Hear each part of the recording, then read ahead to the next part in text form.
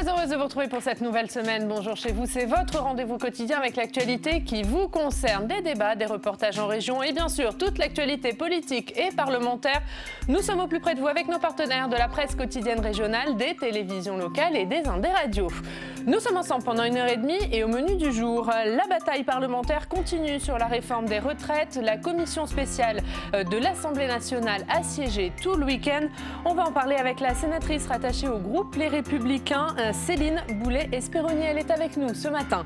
Dans une demi-heure, l'invité politique, c'est Laurent Saint-Martin, député La République En Marche, rapporteur général du budget. Interview en partenariat avec la presse quotidienne régionale, représentée ce matin par Pascal Jalabert du groupe EBRA.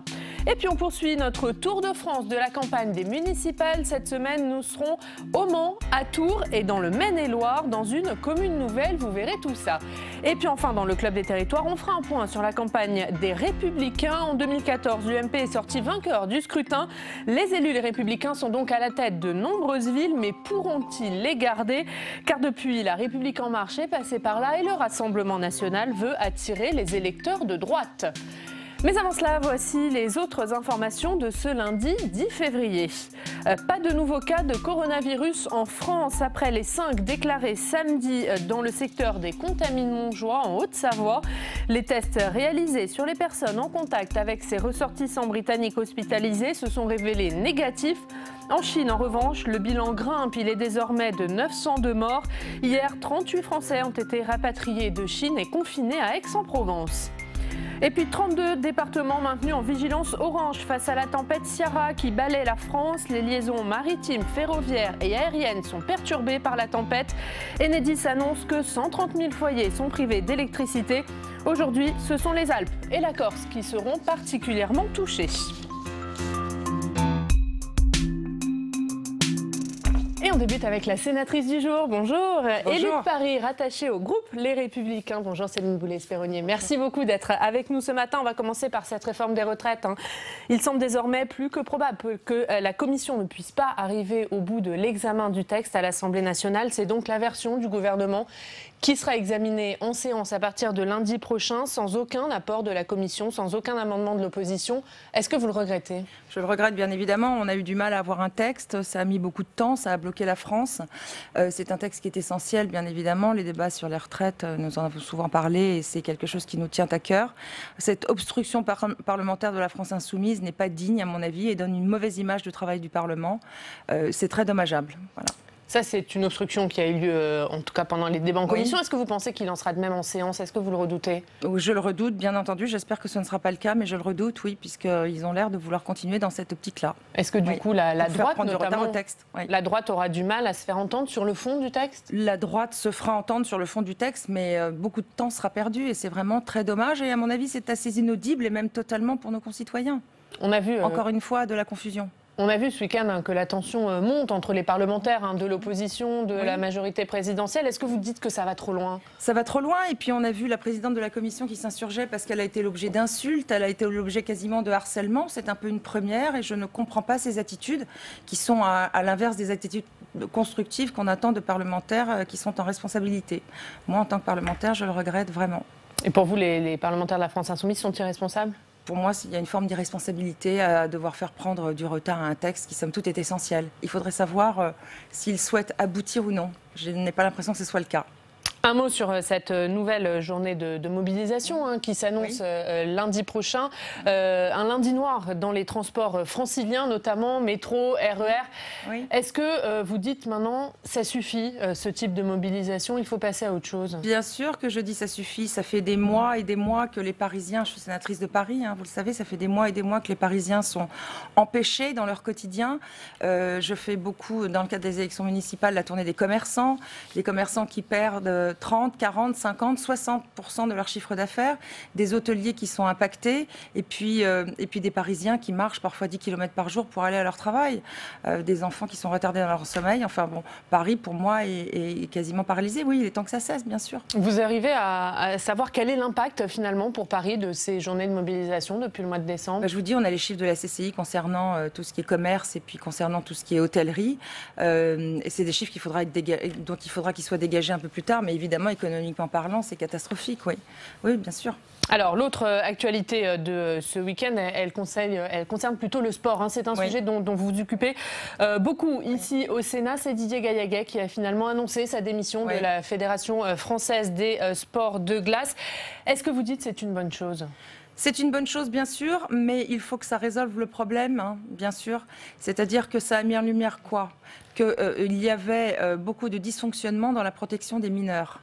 On se trouve devant quelle situation ? Dans le cadre du sport, vous avez des jeunes mineurs qui sont confiés à des entraîneurs, qui sont confiés à des médecins, souvent sans la supervision d'adultes extérieurs et qui passent beaucoup de temps avec eux, qui sont dans une emprise totale et dans le cadre de compétitions sportives pour lesquelles ils ont peur d'ailleurs souvent de ne pas être sélectionnés. Il y a donc une omerta, il y a une peur de parler. Et on s'aperçoit que malgré tous les débats, tous les encouragements, toutes les formations qui ont été faites pour que les mineurs dans ce cas qui sont harcelés puissent parler ces derniers mois, on s'aperçoit qu'en fait le problème est loin d'être résolu. Alors là, ça touche le sport. Bien heureusement, le Sénat a décidé de prendre le mors aux dents et la commission culture-sport à laquelle j'appartiens va auditionner à partir de février la ministre des Sports pour pouvoir dégager des pistes, les associations sportives et des victimes qui ont eu le courage de parler, mais on note qu'elles parlent souvent bien tard. Et il faut absolument, à mon sens, encourager les victimes à parler tout de suite afin que le problème puisse être pris à bras-le-corps. Comment on peut faire pour les encourager ? Le problème, c'est les canaux... À parler plus tôt, surtout que ce sont des victimes qui sont souvent mineures. Mais oui, le problème, c'est les canaux d'information. Parce qu'en fait, on cherche à préserver l'image d'un sport, l'image d'une fédération, au détriment des mineurs qui sont victimes. Donc moi, je serai active dans la commission pour faire ces auditions, parce qu'il est urgent de dégager des pistes de politique publique de protection des mineurs et puis d'évolution législative. Mais c'est vraiment urgent. Évolution législative, et est-ce qu'il faut aussi améliorer le contrôle peut-être de l'État, du ministère des Sports sur ces fédérations sportives ? Est-ce qu'aujourd'hui, elles sont trop laissées à elles-mêmes ? Est-ce qu'elles ont trop de puissance ? Très probablement, mais je vous dis, ces pistes devront être dégagées de manière sérieuse. Il y a eu déjà un rapport sur les infractions sexuelles des mineurs qui a donné ses conclusions en mai 2019 et qui a mis tout ça en lumière, mais nous allons continuer, et concernant le sport notamment, oui. Et donc vous nous dites audition de Roxana Maracineanu courant février. Oui, courant février. Oui. Allez, on va passer à l'autre actualité encore de ce week-end, c'est le coronavirus. 5 nouveaux cas déclarés en France, en Haute-Savoie plus précisément. Un ressortissant britannique revenant de Singapour qui a contaminé 4 de ses proches. Agnès Buzyn, la ministre de la Santé, s'est rendue en Haute-Savoie hier pour assurer la population. On l'écoute, c'est au micro de nos confrères de 8 Mont-Blanc.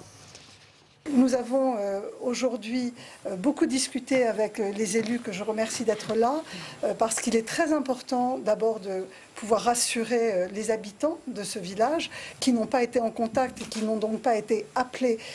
Donc il faut leur dire qu'il n'y a aucun risque, évidemment, quand on croise les gens dans la rue. Ce n'est pas cela, être en contact d'une personne contaminée. Il faut un contact étroit, soutenu, en face de la personne, ou un contact charnel. Il faut se toucher. Donc aujourd'hui, les risques sont évidemment très faibles pour l'ensemble de la population. Donc nous sommes là pour expliquer, pour donner des informations concrètes. Voilà pour ce sonore d'Agnès Buzyn qui était donc hier en Haute-Savoie. 5 nouveaux cas déclarés dans la commune des Contamines-Montjoie, donc en Haute-Savoie. On va justement se rendre sur place, retrouver en direct le sénateur centriste de Haute-Savoie, Loïc Hervé. Bonjour, merci beaucoup d'être avec nous ce matin. On l'a vu sur les images, vous étiez aux côtés d'Agnès Buzyn hier lorsqu'elle est venue dans votre région. Est-ce que c'était important que la ministre vienne sur place après l'annonce de ces 5 nouveaux cas ? Je crois que c'était indispensable que Mme Buzyn prenne le temps de venir à la rencontre des élus, mais aussi des soignants, et surtout vienne rassurer la population, car c'est très anxiogène. Et puis il y a des enfants qui sont concernés. Alors évidemment, quand il s'agit de tester, ce qui a été le cas hier, de tester des dizaines d'enfants pour savoir s'ils étaient porteurs du coronavirus, c'est important que la ministre de la Santé vienne rencontrer les familles et les rassurer. Alors vous le disiez, il y a une inquiétude de la population. Est-ce que le fait que finalement les tests se soient révélés négatifs, ça rassure un petit peu la population, ou cette inquiétude, elle est toujours là ? L'inquiétude, elle est toujours là. Elle sera là pendant probablement une quinzaine de jours, parce que c'est la durée d'incubation du virus. Et puis il y aura des tests qui sont toujours présents, et puis des personnes de l'ARS, du SAMU qui sont sur place. En même temps, le fait que les tests soient négatifs démontre que ce virus n'est pas aussi contagieux qu'on pouvait le craindre, et donc c'est de nature évidemment à rassurer les familles des enfants qui étaient dans la classe de l'enfant qui a été hospitalisé. On a vu, Agnès Buzyn s'est rendue très vite sur place. Est-ce que vous dites que l'État gère bien la situation? Est-ce que vous-même, en tant qu'élu local, vous avez été très vite alerté sur la situation? Alors moi, je découvre la gestion d'une crise sanitaire en France. J'avais jamais été le témoin de cette situation. D'abord, la mairie avec Étienne Jacquer, le maire des Contamines Montjoie, la RS, la préfecture, le SAMU, la Croix-Rouge, la protection civile, enfin tout le monde est mobilisé sur cette gestion de crise. Et je peux vous dire qu'on peut être fier d'un pays comme le nôtre qui dispose de moyens, d'une expérience et d'une expertise en matière de gestion sanitaire pour à la fois procéder aux opérations médicales pures, mais aussi pour accompagner la gestion de crise sur un plan médiatique et vis-à-vis de la population. Donc, je suis assez admiratif de tous ces professionnels. Alors, évidemment, ça se fait pas sans difficulté. Il a fallu gérer l'afflux des familles hier matin. Il va falloir continuer à le faire dans la durée. Mais je trouve qu'on a une organisation sanitaire en France et on peut être fier de nos professionnels, comme on peut être fier de la manière dont l'État peut apporter de la résilience et de la confiance aux habitants. Et donc la présence des parlementaires, des sénateurs en particulier hier aux côtés des élus, ça voulait témoigner de cette marque de confiance.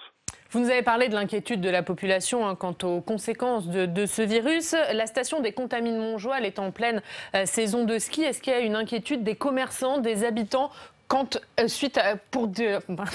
sur des répercussions négatives que pourrait avoir ce virus?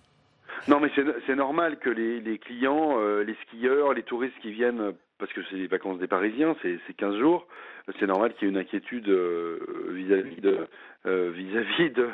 cette situation.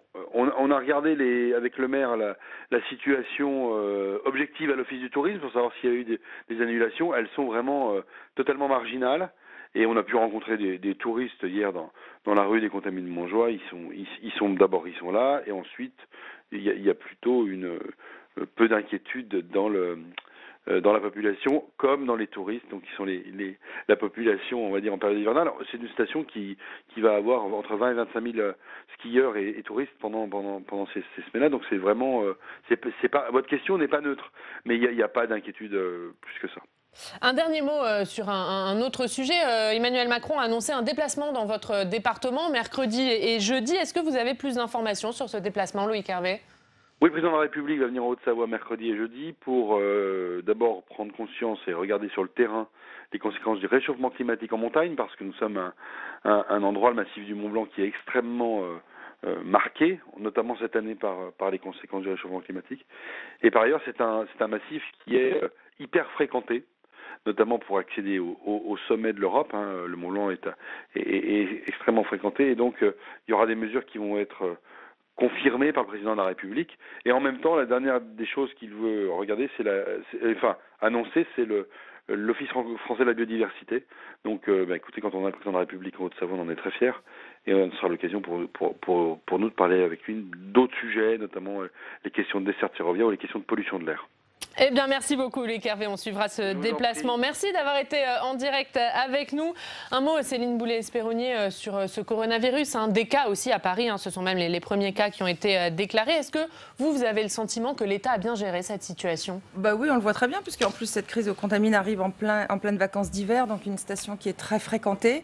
Donc, je ne veux pas revenir sur tout ce que Loïc Hervé a dit, mais il y a deux choses dans ces cas-là. C'est l'urgence sanitaire, bien entendu, et on se félicite que les tests se soient révélés négatifs.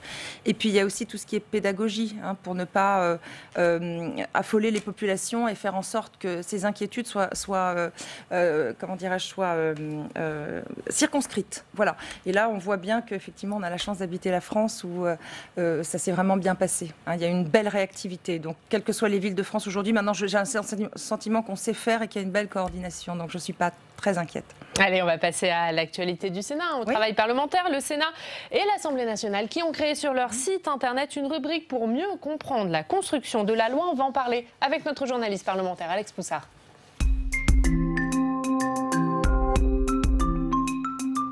Bonjour Alex. Bonjour Ariane. Bonjour Céline Boulay-Espéronnier.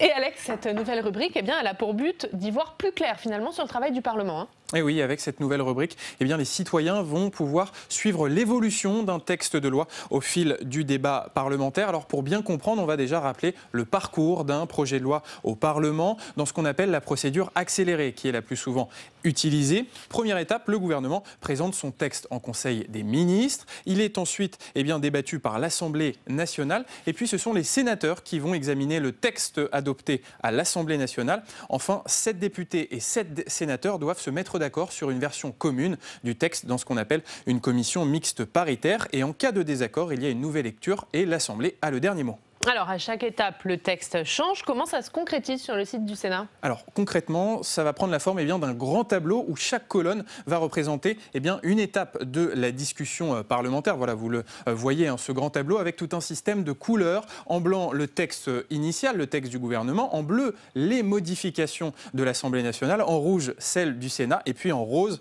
la version commune rédigée par la commission mixte paritaire. Et souvent, Alex, à la fin de la navette parlementaire, le texte du projet de loi, il n'a plus rien à voir. Ah oui, le texte subit un véritable lifting. Alors pour bien comprendre, on va prendre l'exemple du projet de loi bioéthique qui a été voté la semaine dernière au Sénat, et notamment l'article 1er sur la mesure phare, l'ouverture de la procréation médicalement assistée à toutes les femmes.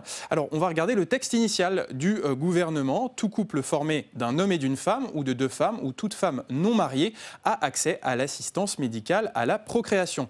Ce texte a été débattu à l'Assemblée et la rédaction a changé. Regardez les modifications en bleu apportées par les députés. L'assistance médicale à la procréation est destinée à répondre à un projet parental. Et voilà, c'est là la nouveauté apportée à cet article 1er sur la PMA. Et puis, dernière étape du débat parlementaire, le Sénat qui a aussi adopté cette ouverture de la PMA à toutes les femmes, mais le texte a complètement changé. Regardez ce qu'ont modifié les sénateurs avec les corrections que vous voyez en rouge sur votre écran. Les sénateurs ont ajouté une précision importante, nul n'a le droit à l'enfant. Et puis il précise que l'assistance médicale à la procréation a pour objet de remédier à l'infertilité d'un couple formé d'un homme et d'une femme. Alors là, on peut se demander en lisant, où sont passés les couples de femmes ? Ils ont été relégués à un paragraphe suivant. Tout couple formé de 2 femmes ou toute femme non mariée a accès à l'assistance médicale à la procréation. Donc on le voit sur une même mesure qui a été votée par les 2 chambres du Parlement. La rédaction de l'article peut complètement changer. Sur le cas de la bioéthique, il faut maintenant rédiger une version commune. Et là, c'est une autre affaire. Et comme il y aura une nouvelle lecture, il y aura encore beaucoup de bleu, beaucoup de rouge, Alex. Ah oui, voilà. Précisons, la loi bioéthique ne passe pas par une procédure accélérée. Merci beaucoup, Alex. Et on précise que cette rubrique, la loi en construction, est disponible sur le dossier législatif de chaque texte de loi. Vous pouvez aller les voir sur les sites du Sénat ou de l'Assemblée nationale. À très vite, Alex, pour la revue de presse. Est-ce que c'est une bonne idée d'avoir fait ça ? Il y avait un besoin de pédagogie ? Je trouve ça formidable. Oui, il y a un besoin de pédagogie, bien entendu, dans un contexte où, il faut bien dire, il y a quand même de l'antiparlementarisme ambiant. On nous dit souvent suppression du Sénat, le Sénat ne sert à rien et tout. Moi, je prêche pour ma paroisse, je suis sénateur. Bon. Donc, tout ce qui va dans le sens de la pédagogie, dans le sens de l'explication de la loi, qui est souvent assez complexe pour le citoyen lambda, je dirais, est, à mon avis, une excellente chose. Alors, on a les réseaux sociaux qui nous aident à communiquer sur ce qu'on fait, nos présences en commission et tout, mais la construction de la loi, on a besoin de l'expliquer à nos concitoyens. Et je note, moi qui suis parlementaire depuis 2 ans et demi, qu'on reçoit de plus en plus de courriers de personnes de nos circonscriptions qui nous demandent des explications et qui veulent être associées à leur compréhension de la loi et à son évolution. Et puis aussi, comme ça, ils peuvent comprendre la différence entre le positionnement de l'Assemblée nationale et le positionnement du Sénat.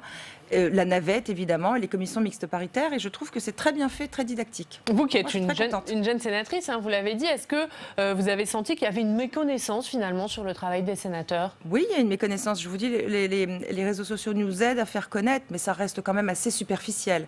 Donc, de faire cette pédagogie, je trouve ça vraiment une très, très bonne chose. Est-ce que ça peut permettre de rapprocher les élus et les politiques ? On a vu pendant la crise des Gilets jaunes qu'il y avait un fossé qui s'était creusé. Est-ce que ça peut aider ? Mais c'est l'idée, il y a une forme de crise de représentation. Et ça permet de rappeler que nous sommes là pour représenter nos concitoyens et on veut les associer à la loi et à l'évolution de la loi, bien entendu. Il faut qu'ils la comprennent, non, c'est très bien. Je suis ravie. Allez, on va parler d'un autre sujet, un sujet qui fait parler, ce sont les municipales. On va en parler notamment dans votre revue de presse, Céline Boulay-Espéronnier. On va la regarder avec Alex Poussard qui revient.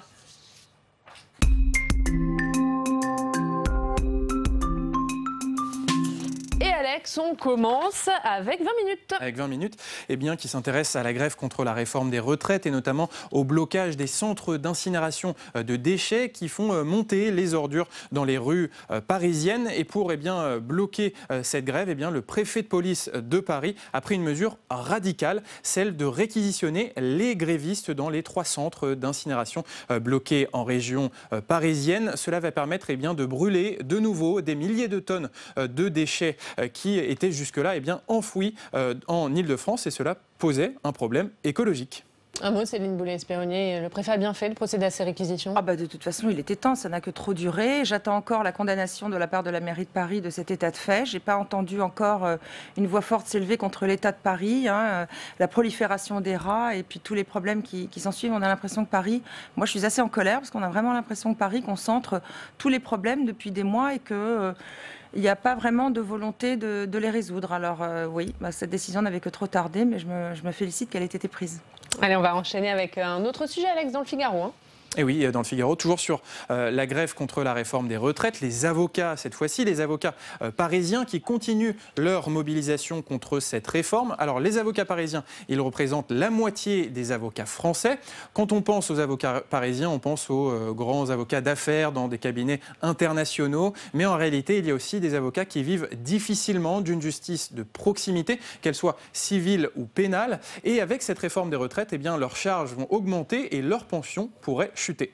Et on termine avec le Parisien qui s'intéresse au municipal. Et oui, au municipal à Paris, notamment à la campagne du parti Les Républicains, où il y a de nombreux candidats dissidents qui se présentent face à des candidats officiels LR qui ont été, selon eux, parachutés par Rachida Dati. C'est le cas notamment dans le 16e arrondissement, là où vous présentez, Céline Boulay-Espéronnier. Vous présentez une candidature dissidente face au candidat officiel LR, l'avocat Francis Spizner. Et puis c'était le cas, et c'est le cas également aussi dans le 11e arrondissement, où Rachida Dati a décidé d'investir finalement sa directrice de campagne Nelly Garnier, alors que le chef de file des LR dans cet arrondissement, François Demas, est également candidat. Il sera donc candidat dissident, une division qui pourrait provoquer une dispersion de la droite face à Anne Hidalgo. Merci beaucoup, Alex. On va parler du 16e arrondissement, Céline Boulay-Espéronnier, puisque vous êtes tête de liste à droite. Il y a 3 listes de droite dans le 16e arrondissement. Comment on en est arrivé là ? Alors déjà, pour rebondir sur ce que vous disiez très justement, il n'y a pas que dans le 11e, mais que dans le 16e qu'il y a des divisions. On a l'impression d'une pagaille généralisée. Il y a le 15e, il y a le 8e par exemple. Moi, personnellement, j'ai appelé dès le mois de septembre, avec le soutien de Bruno Retailleau et de Gérard Larcher, à l'union et à la clarté vis-à-vis de nos électeurs. Et donc j'ai dit que je me présentais et que je partais en campagne pour incarner une forme d'avenir et surtout une alternance à Madame Hidalgo, parce que ça c'est le ciment quand même. J'ai dit que je le faisais et j'ai été soutenue dans cette démarche, mais je me suis heurtée, très malheureusement, à l'hostilité du député local. Et je trouve dommage que nous refassions à l'infini les mêmes erreurs. Et dans un contexte, alors ma candidature a été faite pourquoi ? Parce que j'ai vu ce qui se passait à la mairie du 16e, j'ai vu que le député était en guerre avec la maire actuelle et que par conséquent le 16e avait besoin d'être redynamisé. Maire actuelle qui lui a succédé. Qui lui a succédé, puis quand il a été touché par le non-cumul des mandats et qu'il a démissionné de la mairie, et qu'il y a beaucoup de dysfonctionnements dus à la guerre qu'il se produit entre le député et la maire sortante. Et donc nous avons un 16e qui n'est pas défendu et dans lequel il faut remettre de l'ordre. Et c'est la raison pour laquelle je suis rentrée en campagne dès le mois de septembre. J'ai été la première à rentrer en campagne. J'ai demandé le soutien de ma famille politique. Et de toute façon, je soutiendrai Rachida Dati au 3e tour parce que ça, c'est important. Je veux participer à la reconstruction de la droite à Paris. Je l'ai dit dès le départ. Et c'est important d'avoir cette clarté vis-à-vis de notre électorat. Et on parle du 16e parce que c'est un gros pourvoyeur de conseillers de Paris. Vous savez que l'élection se fait en 3 temps. C'est-à-dire que d'abord, il y a l'élection du maire d'arrondissement au premier tour et après nous voyons pour faire élire la maire de Paris. Et on parle aussi du 15e puisque le 15e est un très gros pourvoyeur de voix avec 18 conseillers de Paris. Mais on a du mal à comprendre parce que Rachida Dati, en tout cas dans les sondages, est donnée seconde, devant Benjamin Griveaux, derrière Anne Hidalgo, et on voit que la droite se déchire dans ces arrondissements clés finalement. Le 16e, c'est un arrondissement symbolique pour la droite à Paris. Oui, alors, comment c'est possible? Elle se déchire, oui et non. En tout cas, l'idée, c'est vraiment d'incarner une politique de droite et d'aider à la reconstruction de la droite. Et après, bien entendu, nous voterons, moi personnellement, je voterai pour la candidate de droite qui sera la mieux placée pour faire triompher nos idées et gagner la mairie de Paris. Donc elle se déchire, mais je rappelle que c'est une élection de premier tour dans laquelle il s'agit d'élire le maire d'arrondissement. Moi, personnellement, je suis parlementaire, je suis née dans le 16e, j'y habite, j'en connais les problèmes parfaitement, mes enfants ils sont scolarisés et je n'ai pas compris qu'on puisse investir une liste LR en face de moi. Je suis LR et je veux incarner ce projet de droite et encore une fois j'ai été la première à le dire dès le mois de septembre. Donc je n'ai de leçons à recevoir de personne et je pense que je vais gagner. C'est Francis Szpiner qui a reçu l'investiture de la droite. Pour vous, c'est une erreur de la part du parti de l'avoir investi lui? Non, mais moi, je ne veux pas partir en croisade contre tel ou tel. Francis Szpiner est un avocat de grande qualité, mais pourquoi? Mais au premier tour, c'est votre adversaire. Mais pourquoi donc aller chercher un candidat qui vient d'un autre arrondissement, qui a peut-être 1 mois et demi pour se faire connaître des électeurs du 16e arrondissement, lorsque vous avez une parlementaire qui a beaucoup travaillé dans le 16e, qui par conséquent est légitime, ou en tout cas qui a de la crédibilité, parce que j'estime que la légitimité, on ne doit pas se l'attribuer. Ce sont nos électeurs qui estiment si nous sommes légitimes ou non. Mais étant donné ma connaissance du 16e arrondissement, je n'ai pas compris le choix qui avait été fait par les LR. Est-ce que vous pensez que ça va en rester là jusqu'au 27 février, date du dépôt des listes, ou qu'une union est encore possible entre les 3 listes de droite? Non, non, non, non. Moi, j'ai une équipe qui me suit. Je suis en train de constituer une liste qui est formidable avec que des personnalités du 16e. Cette liste, elle sera 100% 16e et je veux vraiment faire un projet à destination des habitants du 16e. Ça fait 3, je tracte tous les week-ends, je fais beaucoup de terrain, je suis à l'écoute, mon programme est en phase de finalisation, il évolue et je suis la seule candidate qui ait fait des propositions à destination des habitants. J'ai fait des propositions sur la propreté, sur la sécurité, sur la culture et je vais continuer. Voilà, ce sera projet contre projet, style contre style et je compte bien arriver en tête. On sent votre détermination. Absolument. Est-ce que vous avez eu un message, voire des pressions de la part de la direction du parti, de la part de Christian Jacob pour vous retirer ou pas du tout? Non, nous avons eu des discussions très constructives et pour tout vous dire, il m'a été proposé une place sur la liste officielle que j'ai refusée parce que j'estime que le 16e n'est pas un fief qui se transmet. J'estime que je n'ai pas à être dans les marchandages. Je veux incarner ce projet d'opposition à Anne Hidalgo parce que ça, c'est mon objectif principal et je continuerai pour les habitants du 16e arrondissement. Ma détermination est totale. Est-ce que la droite n'est pas en train de gâcher ses chances à Paris? Est-ce que vous n'êtes pas en train de faire le jeu de la République en marche avec toutes ces divisions? Non, parce qu'il faudra se retrouver après. Encore une fois, c'est une élection de premier tour dans laquelle on élit le maire d'arrondissement. Et après, on se retrouvera, bien entendu. Il faudra analyser les résultats et être pragmatique. Mais encore une fois, l'idée, c'est vraiment de mettre un terme à la gestion désastreuse de la ville de Paris par Madame Hidalgo. Ça, c'est notre socle commun. C'est notre ciment, j'allais dire. Maintenant, il faut que les fondations soient solides dès le deuxième tour, c'est sûr. Merci beaucoup. Merci Céline Boulay-Espéronnier d'avoir été avec nous pour des raisons d'équité. On va regarder la liste des candidats nombreux dans le 16e arrondissement de Paris. La liste qui va s'afficher sur votre écran. Merci d'avoir été avec nous ce matin. Dans quelques instants, on va accueillir Laurent Saint-Martin, député La République En Marche du Val-de-Marne, rapporteur général de la Commission des finances à l'Assemblée nationale. Il est avec nous.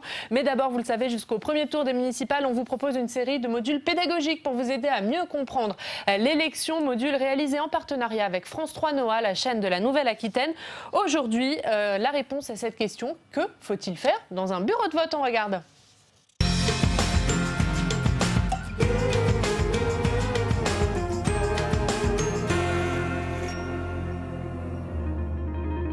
Ah, parce qu'il faut... Est-ce qu'il faut y aller le jour J? Bah pourtant, moi, chaque année, je reste devant mon canapé et les résultats, ils sont affichés. Ça y est, c'est le jour J. Vous allez enfin pouvoir voter. Pour ça, c'est très simple. Prenez votre carte d'identité et votre carte électorale. Petit conseil perso, si vous la perdez comme moi tous les ans, elle est à côté des 12 cartes de fidélité posées dans la boîte de la caisse du tiroir du bureau à gauche. Mais bon, si vous n'arrivez pas à mettre la main dessus, pas de panique, elle n'est pas obligatoire, même si elle facilite grandement les choses. Ensuite, direction votre bureau de vote. Alors si vous ne voulez pas faire 12 fois le tour de votre commune pour le trouver, et bien regardez sur votre carte électorale, il est indiqué. Raison de plus pour le retrouver.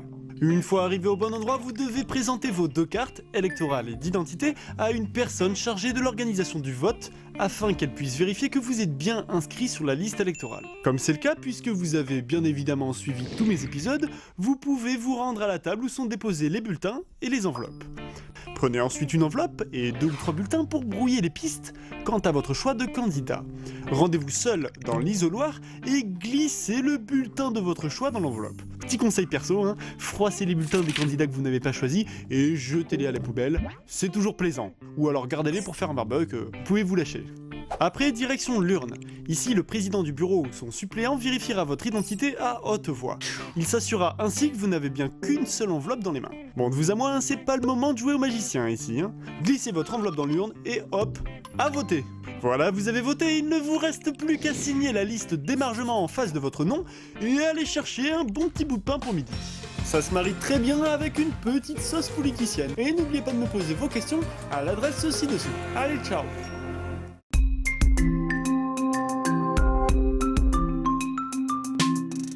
Et notre invité politique ce matin, c'est Laurent Saint-Martin. Bonjour. Bonjour. Merci d'être avec nous, député La République En Marche du Val-de-Marne, rapporteur général du budget de la Commission des finances de l'Assemblée nationale. On est ensemble pendant 20 minutes pour une interview en partenariat avec la presse quotidienne régionale représentée par Pascal Jalabert. Bonjour Pascal, du groupe EBRA, les journaux régionaux de l'Est de la France. On va commencer avec cette réforme des retraites. Laurent Saint-Martin, la commission qui a siégé tout le week-end à l'Assemblée nationale, qui continue d'examiner le texte. Mais il reste encore énormément d'amendements à examiner. Est-ce que la majorité se fait à l'idée que la Commission ne pourra pas aller au bout de son travail et que finalement c'est le texte du gouvernement qui sera examiné lundi? Nous verrons bien, mais effectivement, si on suit le même rythme de façon linéaire, ce ne sera pas possible d'arriver au bout de l'examen en commission. C'est bien simple, ont été examinés à peu près 7000 amendements, il en reste 15 000. Je vous laisse faire le calcul et le temps de jours d'examen qui reste en commission. Si on reste à ce rythme-là, et je ne vois pas comment on pourrait fortement accélérer sinon que les députés insoumis ne présentent pas leurs amendements. Effectivement, cela voudrait dire repartir en séance publique à partir du texte initial du gouvernement. C'est pas ce que nous voulions, mais je tiens juste à relativiser 2 choses. D'abord, nous avons dû subir l'obstruction parlementaire de la France insoumise. Ça, voilà, chacun l'aura remarqué et chacun fera sa propre conclusion sur qui respecte le Parlement. Et puis, l'autre chose quand même à relativiser sur le fond du texte, c'est que le titre 1 de cette réforme, le titre 1 de la loi, aborde tous les sujets. Et il n'y aura pas eu, même s'il n'y a pas tous les amendements d'examiner à la fin, de grands pans de cette réforme qui aura été passé à la trappe en termes d'examen, en termes de discussion entre parlementaires. Et puis la séance publique, il faut toujours le rappeler à ceux qui nous regardent, la séance publique est l'occasion politique, pour le coup, de redébattre de l'examen avec l'ensemble des députés. Mais est-ce que vous ne craignez pas qu'il se passe la même chose, une obstruction parlementaire en séance publique qui empêche aussi tout débat sur le fond en séance publique? Écoutez, moi, vous savez, je crois au respect du Parlement. Et je crois que les députés de la France insoumise ont fait un coup sur la commission. C'est ce qu'ils voulaient depuis le début. Ils l'ont assumé. Ils ont dit on fera de l'obstruction. Moi, je le déplore. Je crois que ce n'est pas une bonne manière de débattre. Et puis, ça rend honnêtement assez inaudible leur position. Êtes-vous capable aujourd'hui de m'expliquer quelle est la position de la France insoumise sur la réforme des retraites? Je n'en sais rien. Ils veulent juste annuler alinéa par alinéa le texte présenté. C'est pas ça la démocratie. La démocratie, c'est que vous avez une majorité qui présente un texte et on propose à l'ensemble des députés et des sénateurs, majorité comme opposition, de modifier le texte. C'est ça qui est bien dans une démocratie parlementaire. C'est qu'on modifie les textes comme justement on souhaite les voir modifiés. On ne les annule pas et on ne bloque pas la procédure. Est-ce que vous les appelez ce matin à ne plus faire d'obstruction parlementaire en séance pour que le débat puisse avoir lieu? Je pense que nous avons compris leur position et je pense qu'ils respecteraient davantage leur mandat et ceux qui ont voté pour eux en proposant des modifications de texte en séance publique et pas une procédure de blocage. Pour vous, ils ne respectent pas leur mandat en faisant ça? Moi, je trouve que non. Je trouve qu'un mandat de parlementaire, c'est fait pour justement participer à la vie au Parlement, à la vie démocratique du Parlement. C'est pas fait pour empêcher une majorité de travailler. Je pense que c'est ni responsable, ni respectueux de ce pourquoi ils ont été élus. Oui, sur le fond du texte, il y a quand même un gros vide dans votre texte, c'est qu'on ne sait pas comment tout cela va être financé. Alors, comment pouvez-vous voter quelque chose sans que ça soit complet, notamment sur le volet budgétaire que vous connaissez bien par ailleurs? Sur ce calendrier, nous avons été très clairs. Ce que vous appelez gros vide, c'est tout simplement le respect de la démocratie sociale, parce que nous avons voulu laisser à la main des partenaires sociaux une proposition de trajectoire pour arriver à un équilibre financier du système. C'était une demande des partenaires sociaux. C'était une demande des partenaires sociaux. Le Premier ministre, et je le soutiens totalement dans cette décision, a dit très bien, partenaires sociaux, patronat, syndicats, État employeur, trouvez des solutions pour avoir une trajectoire d'équilibre financier, d'abord sur la période 2027, je ne vous refais pas l'histoire, et puis effectivement ensuite. Ça, nous l'intégrerons dans le texte de loi à partir du moment où la conférence de financement aura livré ses conclusions, c'est-à-dire avant la seconde lecture du texte. Et c'est ça. Mais après l'examen à l'Assemblée. Après la première lecture, voilà. comme la chronologie l'indique, mais c'est très bien comme ça. C'est-à-dire que nous travaillons sur à peu près 95% du texte en première lecture, Assemblée et Sénat. La démocratie sociale, en parallèle, fait des propositions sur le financement qui seront intégrées et rediscutées au Parlement, effectivement, à partir de la seconde lecture. Mais pourquoi ne pas avoir levé la procédure accélérée pour qu'il y ait une seconde lecture en bonne et due forme, justement, en intégrant les données de cette conférence de financement? À nouveau, on ne peut pas faire confiance aux partenaires sociaux en leur disant très bien, c'est vous qui avez les clés. C'est ce que je veux dire, c'est vous qui avez les clés de l'équilibre financier, et leur dire, mais on va se permettre quand même de tout revoir en 2-3 lectures avec le Sénat parce qu'on ne vous fait pas confiance. La cohabitation, la coexistence entre démocratie politique et démocratie sociale, c'est quelque chose effectivement qui se voit peu dans notre pays. Nous arrivons à la mettre en œuvre, et ce projet de loi le démontre bien. Ce que vous appelez un grand trou, moi j'appelle pas ça un grand trou, j'appelle ça effectivement faire confiance à des partenaires sociaux sur une question clé qui était celle pointée notamment par la CFDT et l'UNSA, qui était attention à l'équilibre financier, oui, mais pas uniquement par la mesure d'âge. Nous voulons proposer un cocktail de mesures et c'est ce qui sera fait dans la conférence de financement. Nous le reprendrons à notre compte si la trajectoire d'équilibre est respectée. Sinon, comme le Premier ministre l'a dit, nous proposerons la mesure d'âge avec justement, voilà, ça sera forcément des mesures d'âge. Si la trajectoire n'est pas respectée... Non, ce ne sera pas forcément des mesures. Ah, si à la fin, il n'y a aucun accord ça dans finira la comme conférence. vous le dites, c'est vous qui déciderez. Non, mais d'abord, je ne suis pas oracle, je ne sais pas ce qui va être conclu dans cette conférence de financement. Je ne partage pas votre pessimisme. Moi, je crois que les partenaires sociaux ont tout à fait trouvé une méthode pour arriver. Qu'est-ce qu'il peut y avoir d'autre que des mesures d'âge? Vous avez fermé la porte à la hausse des cotisations, vous avez fermé la porte à la baisse des pensions. Qu'est-ce qu'il peut y avoir d'autre que des mesures d'âge? D'abord, il y a plusieurs variables, effectivement. Nous n'avons pas fermé la porte, contrairement à ce que vous dites. Ce que nous avons dit, effectivement, c'est que nous ne souhaitions pas une hausse du coût du travail. Hein, ça, c'est vrai, nous l'avons... C'est un peu fermé la porte. Non, nous ne voulons pas une hausse du coût du travail parce qu'il faut être cohérent aussi avec la politique économique qui est menée dans ce pays. Nous avons une politique de compétitivité qui crée des emplois dans ce pays. Plus de 550 000 nouveaux emplois dans notre pays depuis que nous sommes aux manettes. On ne va quand même pas revenir en arrière et gréver nos entreprises dans cette, justement, bonne dynamique de création d'emplois. Donc nous avons dit que nous ne voulons pas, effectivement, augmenter le coût du travail. Mais il y a les mesures d'âge. S'il y a des transferts de cotisations qui sont souhaités par les partenaires sociaux, nous les étudierons. Bref, il peut y avoir quand même toute une série de mesures, peut-être un peu techniques pour les détailler ce matin, mais qui ne seront pas uniquement la mesure âge pivot et qui peuvent tout à fait aller dans le sens et des partenaires sociaux et de ce que nous souhaitons faire. Garantissez-vous aux avocats et à d'autres professions, entre guillemets, que vous ne taperez pas dans leur caisse de réserve? Oui, nous l'avons dit à plusieurs reprises, les caisses de réserve serviront aux professions qui aujourd'hui en ont non seulement cotisé, mais bénéficié à travers leur régime autonome. Donc ça, nous l'avons dit, nous le répétons aujourd'hui. Vous qui êtes un spécialiste du budget et des finances publiques, est-ce que vous êtes en mesure de dire combien cette réforme va coûter? Ça dépend de ce que vous appelez va coûter, madame.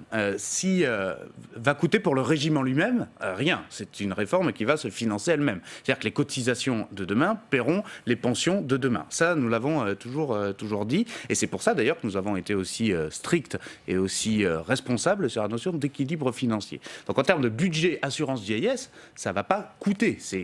Les actifs vont payer pour les pensionnés. C'est la répartition. Après, il va y avoir effectivement des mesures de compensation pour que les professeurs, les enseignants-chercheurs ne perdent pas en pension et puissent même, encore mieux, être mieux rémunérés tout en ne perdant pas en pension. Il faut quand même insister là-dessus. C'est gagnant à double titre pour les professeurs dans ce pays, cette réforme, parce que non seulement ils vont être mieux payés aujourd'hui, mais en plus ils auront la même pension demain. Donc c'est très bien pour eux. Est-ce que vous pensez que les 500 millions mis sur la table sont suffisants, Laurent Saint-Martin, ou est-ce qu'il faut plus? D'abord, c'est 500 millions sur 2021. Donc effectivement, il va y avoir bien plus que ça au fil des ans, et on a avancé à peu près la somme. La somme de 10 milliards, elle est suffisante. Et elle se fera effectivement sur plusieurs années. Nous l'avons calculé ainsi pour qu'il n'y ait aucune perte de pension. Mais donc, pour répondre à votre question, est-ce que ça va coûter? La réponse est non. Le régime n'est pas coûteux au sens où il est autofinancé. Mais elle va avoir un coût pour les finances publiques. Mais les professeurs, les enseignants-chercheurs vont être mieux rémunérés, et c'est tant mieux. Et ça, évidemment, c'est le budget général de l'État qui l'assume, puisque ce sont des fonctionnaires d'État. On va parler de ce qui se passe dans la majorité. Est-ce que vous êtes sûr que la majorité présidentielle, le groupe La République En Marche, va faire bloc sur cette réforme des retraites? Vous savez, quand on a vu le Premier ministre au tout début de cette séquence, il y a plusieurs mois, qui est venu nous présenter la réforme, je n'avais jamais vu le groupe La République En Marche aussi soudé derrière le fond d'une réforme. Il n'y a pas un député de La République En Marche qui est contre l'universalité du nouveau régime. Il n'y a pas un député de La République En Marche qui est contre la partie nouveau droit. toute l'équité que ça crée, la réduction d'inégalités entre les 10% retraités les plus pauvres et les 10% retraités les plus riches. Et il n'y a pas un député qui est contre la mesure de responsabilité pour trouver un équilibre financier. Là où il y a eu du débat entre nous, c'était est-ce que c'est l'âge pivot nécessairement ou pas? Ça c'est vrai. Mais la mesure d'équilibre financier, il n'y a pas un seul député de la République En Marche qui était opposé. Donc il ne manquera pas une voix. Donc il ne manquera pas une voix tout simplement parce que nous faisons bloc derrière la justice sociale et le progrès que représente cette réforme. Cette réforme, vous savez, c'est une vraie réforme social-démocrate. N'oubliez pas que, puisque je sais que les journalistes aiment bien classer le groupe de La République En Marche, était plutôt de centre-gauche, plutôt centre-droit. Il vient plutôt de la social-démocratie, ce groupe. Et moi-même, j'en viens. C'est une réforme d'obédience social-démocrate, comme on dit. Donc nous en sommes très fiers et nous voulons la mettre en œuvre collectivement. Alors, vous disiez que le groupe faisait bloc au début de la réforme, mais il y a un épisode qui a laissé des traces dans votre groupe. C'est cet épisode de la proposition de loi centriste sur le congé d'un parent ayant perdu un enfant qui n'a pas été voté par le gouvernement. Il y a eu ces propos d'Emmanuel Macron qui appelait à plus d'humanité. Est-ce que vous vous êtes senti lâché par le président de la République? D'abord, il faut être précis, si vous me le permettez, la proposition de loi a été votée. Il y a eu un amendement qui a fait beaucoup de bruit sur les réseaux sociaux, qui est l'allongement du congé parental. De 5 à 12 jours. De 5 à 12 jours. Cet amendement, il était mal rédigé, il n'était pas applicable en l'espèce, d'accord? Et nous avions proposé d'autres mesures plus concrètes pour pouvoir justement mieux accompagner les parents. Mais vous reconnaissez vous aussi que c'était une maladresse, à l'instar de d'autres. Je vais y revenir là-dessus. Je termine juste pourquoi ça a été voté, un amendement contre cela. Mais la morale de tout ça, c'est effectivement, ça a fait beaucoup de bruit sur les réseaux sociaux et donc les médias... Oui, mais d'abord sur les réseaux sociaux et puis les médias s'en sont emparés ensuite. La morale de cette histoire, c'est que vous pouvez avoir raison techniquement et avoir tort politiquement. C'est ça aujourd'hui la politique. Et vous pouvez avoir raison de dire que cet amendement il est mal fait et qu'en l'espèce il n'était pas pertinent de le voter. Mais politiquement, vous voyez bien que face à l'opinion publique, c'est difficile à faire comprendre. Et ça, c'est un problème de lecture du Parlement. C'est un problème de lecture de comment nous travaillons au Parlement. Il y avait une proposition de loi d'un député UDI. Opposition, mais opposition constructive. On aurait pu aussi se dire politiquement, mais ça se prépare avant. Prenons cet amendement, retravaillons-le pendant la navette parlementaire avec le Sénat, plutôt que de le refuser sur le moment et effectivement susciter une certaine incompréhension. Parce que là, l'idée, c'est que politiquement, on donne l'image au pays que La République En Marche est contre l'accompagnement des familles endeuillées par la perte de ce qu'il y a juste pire au monde, perdre son enfant. C'est évidemment tout le contraire. Et c'est quoi, un manque d'expérience politique? C'est pas un manque d'expérience politique, c'est, à mon avis, d'abord une procédure parlementaire à revoir, ça c'est sûr. Le problème des niches, qu'on appelle les niches parlementaires, les moments où vous avez une journée entière avec des propositions de loi d'opposition qui sont à la chaîne et qui, de temps en temps, des amendements qui sont ni faits ni à faire et qui, justement, parce que socialement, ils vont avoir un impact lourd et un impact dans l'imago collectif très lourd, derrière, ça va retomber sur la majorité, alors que l'idée n'est absolument pas de pénaliser les familles endeuillées en l'espèce. Par exemple, est-ce que vous avez cité une fois le vote de la proposition de loi cette même journée qui permet aux personnes diabétiques de ne plus être discriminées à l'embauche? Personne n'en a parlé, c'était 2 heures avant. Donc quand ça va bien, on n'en parle pas. Et quand il y a un vote d'un amendement polémique, on en parle pendant 2 semaines. Donc je dis juste ça. C'est pas que je rejette la faute, hein. Je veux juste dire par rapport à ça... Qu'est-ce qu'il faut revoir dans la procédure parlementaire alors? Il faut d'abord davantage comprendre pourquoi un amendement est rejeté et éviter l'emballement émotionnel en permanence quand un amendement de ce type-là est rejeté. Vous savez, on avait eu la même chose avec une proposition de loi d'Aurélien Pradier il y a plusieurs mois. Sur l'inclusion scolaire des enfants handicapés. Exactement. Et François Ruffin avait fait tout un théâtre, comme il sait très bien faire, en disant « Regardez, les députés En Marche sont contre l'accompagnement des enfants autistes ». C'est grotesque et ça dessert la démocratie représentative. Parce que la vérité, c'est que faire correctement son travail quand on est parlementaire, ben, c'est pas dire oui à tout. C'est pas dire oui à tout, c'est faire des choses réalistes dans un contexte. C'est pas dire oui à tout, sinon moi je peux le faire. C'est très facile, vous savez. Faire croire qu'un député de La République En Marche est contre l'accompagnement des enfants autistes ou est contre l'accompagnement des familles endeuillées, c'est complètement grotesque. Qui peut croire ça? En revanche, on veut le faire dans des conditions qui auront lieu. Parce que nous, notre manière de faire de la politique, c'est une manière qui regarde le réel et qui essaie de le faire progresser, qui fait pas de l'incantation et des grandes phrases sur les réseaux sociaux. Mardi soir, le président va vous recevoir, je crois. Mais c'est sûr. Quel message allez-vous lui porter? Qu'est-ce que les députés ont à lui dire? D'abord, ça va être un échange entre nous, Donc non seulement je ne peux pas l'anticiper, et puis je ne le dirai pas non plus a posteriori. C'est un échange important, je pense, effectivement, parce que d'abord des échanges avec le président de la République, nous n'en avons pas beaucoup, donc ils sont par construction utiles et rares. Le président de la République n'a pas à conduire sa majorité, c'est pas sa fonction dans la Ve République, mais il est de bon ton de temps en temps quand même d'avoir des échanges de vues entre ce qui se passe au Parlement dans la majorité. Surtout en ce moment où il y a de la colère chez les députés, on l'a vu à la réunion de groupe la semaine dernière. Il n'y a pas de la colère chez les députés, il y a eu, notamment parmi ceux qui ont voté contre cet amendement suscité, une forme d'injustice ressentie. Et je les comprends et je les soutiens totalement, parce que moi, si j'avais été à leur place, ça aurait été pareil. J'aurais voté la même chose et j'aurais ressenti le même sentiment d'injustice. C'est-à-dire qu'on leur a un peu fait comprendre qu'être loyal, parfois, c'était peut-être pas la meilleure des choses à faire. Je suis désolé, on peut reprocher plein de choses à des députés de la majorité, mais enfin pas d'être loyaux. Et ça, donc il n'aurait pas dû employer ces mots, Emmanuel Macron, et parler d'humanité et appeler à l'humanité. D'abord, il ne s'adressait pas aux députés. Il ne s'adressait pas aux députés, il s'adressait au gouvernement. Là aussi, il faut être précis dans les termes. Et puis, je pense qu'il avait raison sur le fond, et que maintenant, il est bon de se parler. Mais il n'y a aucune espèce de rupture entre le président de la République et la majorité. Je sais que depuis le début de mon mandat, les journalistes n'attendent qu'une chose, et ne prenez pas pour vous personnellement, mais je vous le dis comme je le pense. Les journalistes n'attendent qu'une chose, c'est de la friture sur la ligne entre l'Élysée, le gouvernement et la majorité. L'épisode frondeur de la dernière mandature est une attente désormais de chaque majorité. Vous pouvez être patient, parce que cette fracture, elle n'aura pas lieu. Un mot juste sur cette phrase de Marlène Schiappa ce matin dans les colonnes du Figaro. Je fais face à l'inertie et à l'entrave, j'aimerais que les choses aboutissent plus vite.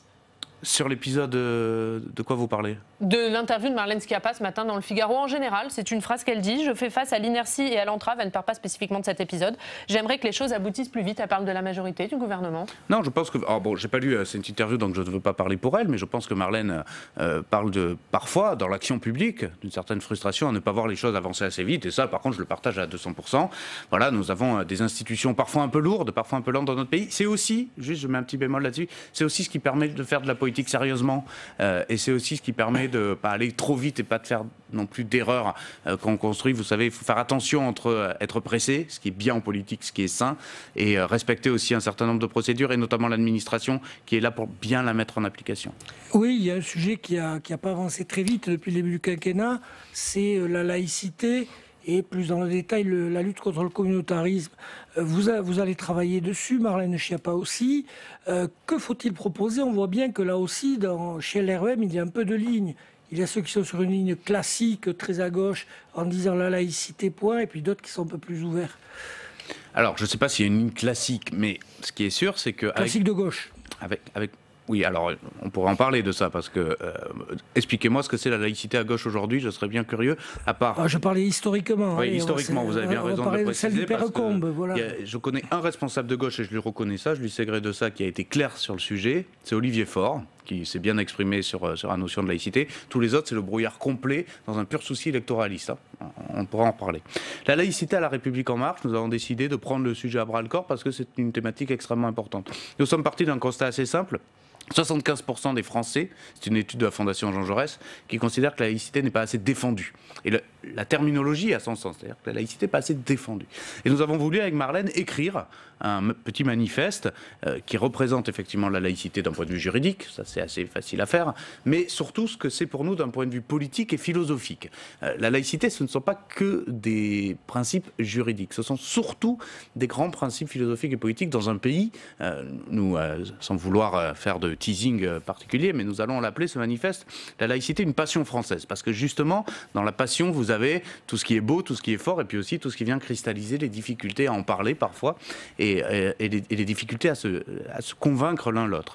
Et ben, nous allons faire ça à La République En Marche parce que nous avons une ligne globalement assez claire, c'est-à-dire 1905, rien que 1905. Nous tenons à la loi telle qu'elle existe aujourd'hui, et pour ce qu'elle représente en termes de liberté, en termes de séparation entre l'État et les cultes, et en termes d'égalité des droits. C'est-à-dire ces 3 grands principes sont des principes en fait devenus plus philosophiques que juridiques. Et ça, la République en marche, nous sommes les seuls à vouloir le mettre sur papier et vouloir l'assumer comme tel. Alors, oui. Ça, ce sont des principes, mais aujourd'hui, la laïcité, elle est quand même abordée par le prisme du communautarisme. Quand on remet la laïcité sur le tapis, c'est bien pour parler de ça, et notamment par rapport à l'islam. Eh bien justement, l'objet de ce manifeste, c'est de montrer que parfois on se trompe dans le débat quand on parle trop vite de laïcité. Vous savez, quand vous parlez de voile dans la rue, c'est pas un sujet de laïcité. Voile dans la rue, ça peut être un sujet de communautarisme, ça peut être un sujet d'égalité femmes-hommes, ça peut être un sujet de ce que chacun, éthiquement, est prêt à voir dans l'espace public, mais ce n'est pas un sujet de laïcité. Parce qu'une femme qui porte le voile dans la rue n'atteint pas la laïcité et ne porte pas préjudice au principe de laïcité. Donc vous voyez, très souvent, vous avez la confusion entre les deux. Il y a des sujets de communautarisme qui ne concernent pas que les musulmans.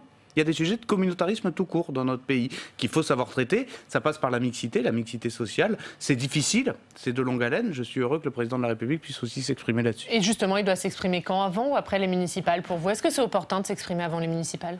Le calendrier lui appartient. Je pense que ce sera plutôt après les municipales, mais nous verrons bien. Et nous, je ne sais pas. Là, à nouveau, je ne maîtrise pas le calendrier. C'est une information. En fait, je pense que un temps de campagne, c'est un temps d'action précise sur l'action d'une municipalité. Et La République En Marche a fait des propositions très concrètes sur ce que doit faire un maire face au sujet de communautarisme. Justement, nous l'avons fait. Je pense que le président de la République, qui est le président de tous les Français, effectivement, doit aussi faire des propositions de l'exécutif et qui donc sont dans un temps distinct de la campagne des municipales qui va toucher la vie des communes. Mais donc pour vous, il vaut mieux attendre fin mars pour s'exprimer. Mais les deux sont évidemment complémentaires, oui. Un mot sur le budget. Vous avez pris la tête, vous êtes devenu rapporteur général du budget, vous avez succédé à Joël Giraud. On a vu un budget 2020 qui était plutôt un budget de redistribution, de pouvoir d'achat, de baisse d'impôts. Est-ce que vous dites que le budget 2021 doit être celui de la baisse de la dépense publique ? Oui, ça je le dis d'ailleurs depuis plusieurs années, nous devons accélérer dans la baisse de la dépense publique. C'est difficile la baisse de la dépense publique parce que tout le monde le dit et personne n'est prêt forcément à proposer son petit bout de ministère pour faire des objets de transformation publique. Il y a, je crois, des pistes de baisse de dépense publique qui sont intéressantes. Il y a des pistes aussi autour de la dépense fiscale qui ont été initiées par mon prédécesseur que je veux poursuivre. Donc il y a de quoi baisser la dépense publique dans ce pays, mais il y a aussi de quoi continuer à baisser la pression fiscale. Je pense pour les ménages comme pour les entreprises, à un rythme où nous savons le financer. C'est tout ce que je dis. Donc aujourd'hui, nous avons... Les économies, c'est plutôt où, du coup? C'est compliqué de trouver des économies. Ça, nous le verrons au moment de la présentation du budget. C'est trop tôt pour le dire. C'est trop tôt pour le dire. Moi, je me suis fixé un semestre de travail. J'ai déjà commencé en ce sens pour faire des propositions à l'été, puisque c'est là où, effectivement, la préparation du PLF devient concrète pour les parlementaires. Sur les dépenses fiscales, notamment, une sorte de Grenelle de la dépense fiscale, c'est ça? Alors, le Grenelle de la dépense fiscale, il va durer le premier semestre, et puis je livrerai mes conclusions, en même temps que je livrerai mes conclusions. Et juste d'un mot, quel est l'objectif de ce Grenelle? Mettre tous les acteurs autour de la table, ce qui n'a pas été fait. C'est-à-dire, non seulement ceux qui détiennent la donnée statistique dans les administrations, mais aussi les filières, les acteurs industriels, mais aussi les représentants des ménages, des consommateurs. Mettre tout le monde autour de la table, c'est-à-dire que quand aujourd'hui vous bénéficiez d'une réduction d'impôt, eh bien, vous allez expliquer en quoi elle est incitative par rapport à un certain comportement si vous êtes un ménage, ou par rapport à un certain comportement ou action commerciale si vous êtes une filière économique. Et ça, si on ne se dit pas les choses autour d'une table, c'est pour ça que j'utilise le terme parfois un peu galvaudé, vous m'excuserez, de Grenelle, mais qui au moins a le mérite d'être bien compris par tout le monde, eh bien, on se parle. Voilà. Et ça sera des réunions à huis clos qui n'ont pas vocation à être publiques, où on se dit les choses. Est-ce qu'aujourd'hui, cette dépense publique est utile, efficace et performante ou non? Et si ce n'est pas le cas, on doit savoir revenir dessus. Parmi les impôts, oui, parmi les impôts que les Français n'aiment pas, il y a la redevance télé. Plusieurs députés dans votre groupe la remettent en cause. Alors, quelle est votre position là-dessus? Est-ce qu'il faut... Vous-même, vous interrogez sur la pertinence? Oui, je me suis exprimé là-dessus. Là, il y a deux sujets, si vous me le permettez. Il y a la redevance telle qu'elle existe aujourd'hui, qui est un impôt désuet. Personne ne peut défendre aujourd'hui un impôt. Donc il faut le supprimer? En tout cas, il faut le repenser, ça c'est sûr, mais ça sera le cas. La redevance ne restera pas la redevance telle que vous la connaissez aujourd'hui. On ne peut pas uniquement s'adosser sur un actif qui est le téléviseur, que vous en ayez 1 ou 10 et vous payez la même chose et c'est un impôt flat, c'est-à-dire tout le monde paye la même chose que vous soyez riche ou pauvre. Moi je trouve ça absolument anti-redistributif justement et anti-progressif, donc je n'aime pas cet impôt-là. Et en plus, il se trouve qu'il est adossé à la taxe d'habitation qui a vocation à disparaître pour l'ensemble des Français. Donc de toute façon, il faut repenser cet impôt. Mais la question derrière, c'est pas la redevance ou ou un autre impôt. La question, c'est est-ce qu'on maintient une fiscalité directe entre les citoyens et l'audiovisuel public? C'est ça la vraie question. Ça, c'est un grand débat. Chacun peut avoir ses positions. Je crois qu'aujourd'hui, il est assez clair qu'il faut savoir maintenir une indépendance financière dans l'audiovisuel public, mais ça n'empêche pas de construire une réflexion justement dans le cadre du Grenelle que je propose. Eh bien, merci beaucoup. Merci Laurent Saint-Martin d'avoir été avec nous ce matin. Merci Pascal Jalabert. Demain, à votre place, ce sera Julien Aubert, député Les Républicains du Vaucluse. Merci beaucoup, Laurent Saint-Martin. On passe tout de suite au Club des Territoires. La Mutuelle nationale territoriale, la mutuelle des agents des services publics locaux, vous présente le Club des Territoires. NJ, acteur engagé dans la transition zéro carbone des régions, vous présente le Club des Territoires.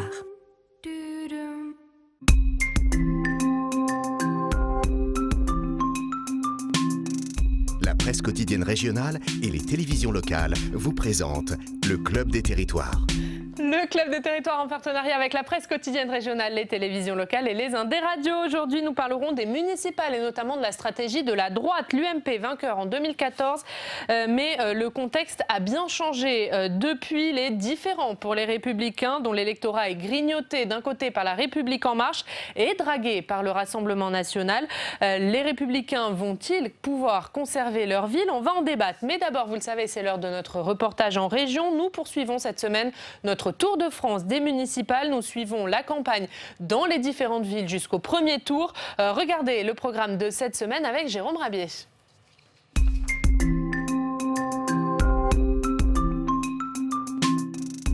Pour cette semaine, 3 jours, 3 départements, 3 villes. Mardi, nous serons dans un bastion de gauche puisque nous serons au Mans, dans la Sarthe. Stéphane Le Foll est le maire depuis 2018 suite au décès de l'ancien maire. L'ancien ministre de l'Agriculture de François Hollande tentera de se faire élire sur son nom, mais il aura fort à faire. Pas moins de 11 listes sont présentes. Les Républicains, qui avaient échoué de peu en 2014, espèrent conquérir la ville, tout comme la République en marche, malgré des divisions.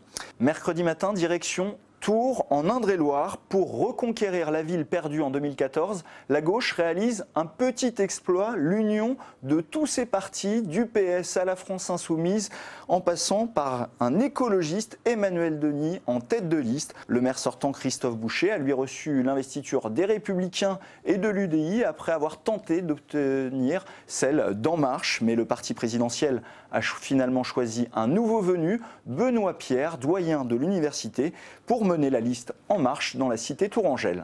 Et enfin, dernière étape jeudi, dans le Maine-et-Loire, département champion des communes nouvelles, ces villes issues de la fusion de plusieurs communes.